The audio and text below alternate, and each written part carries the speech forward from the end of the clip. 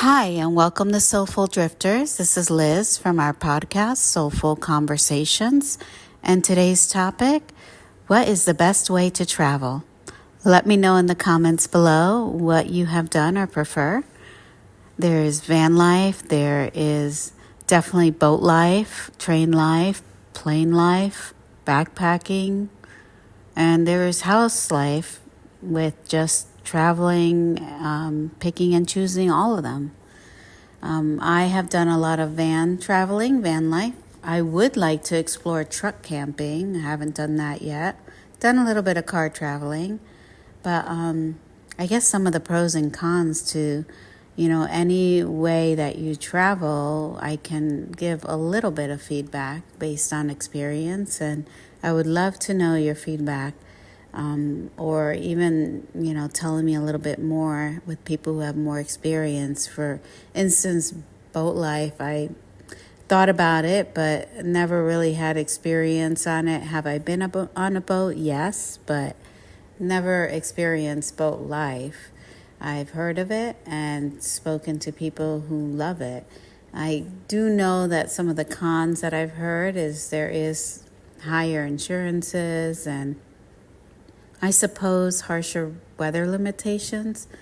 They've also told me storage isn't the greatest, but it's pretty much all I've heard. So definitely let me know if you guys have explored that. With train, that's kind of part of backpacking and also part of, flying on planes, trains, and automobiles. So I have little experience there. Have I done it? Yes. Would I do it again? Probably. One of the negatives for me or the cons was it tended to be more expensive. But let me know because I would like to learn more. Maybe there's little tips and tricks that would make it more feasible. I have done backpacking. I've done backpacking to out of the country for several weeks. I've done it twice and I absolutely love it. Would do it again. I went to St. Croix and I also adventured out and, we stayed a couple weeks living out of our backpack in just different countries, Ireland, Italy, Greece, Europe. It was just absolutely an adventure and I would love to experience that a little more. The only challenge I had with that was pretty much our bag was heavy because we had to have our laptops with us and computer needs, were a little bit of a challenge. But other than that, absolutely loved it. I stayed, the pros to it is that I stayed everywhere. I got a good experience, had different ideas on where we wanted to go, and it was just the freedom of it. It was so easy to just explore different areas. So you got a sense of community. We met fellow backpackers, and it was just such an adventure. So definitely would do that again. For van life, I can tell you some of the pros are that it is something that's less is more mentality or mindset than traditional house life and, kind of just scheduling a trip or two in the year. It's more of a minimalism lifestyle. You do have more freedom and simplicity in scheduling things. You tend to just kind of not do it on a whim because I've met both people who live in van life full time and some people schedule and plan everything and others don't. So, but it does give you the freedom to do that. You do tend to save more than plane tickets and hotels unless you have a type of reward saving system that you have in place.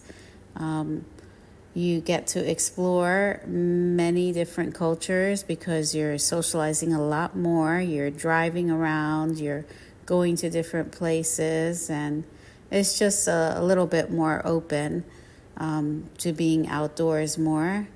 And all of these different ways to travel, you have a sense of community in any one that you choose. You meet people in the same like-minded community. van life tends to be more intimate. So does backpacking, all of them. I mean, just traveling and going home is just traditional house life tends to be a little bit more disconnected, but if you go ahead and go in groups with friends and loved ones and do travel trips that way, and you do house life, that can be very intimate too. Some of the cons that we've experienced traveling in a van is, the parking situation, but for us has been very minimal. We've kind of already set ourselves apart to explore for the day and then just hunker down for a couple hours, take some shut-eye, and then start early in the morning and adventure again. So for us, we haven't had the dreaded knock on the window or anything like that, but who knows? That's definitely something I would not like to explore, but might happen. Gas, some people say, tend to be a negative, but anyway I look at it, gas for traveling, if you do slow van life, it ends up being just fine. Now, being in a small space, I guess that would be in any situation if you're traveling out of a suitcase and in a hotel room, or you're in a van with someone. I travel with my husband, and we usually travel with our pets, and we've been fine.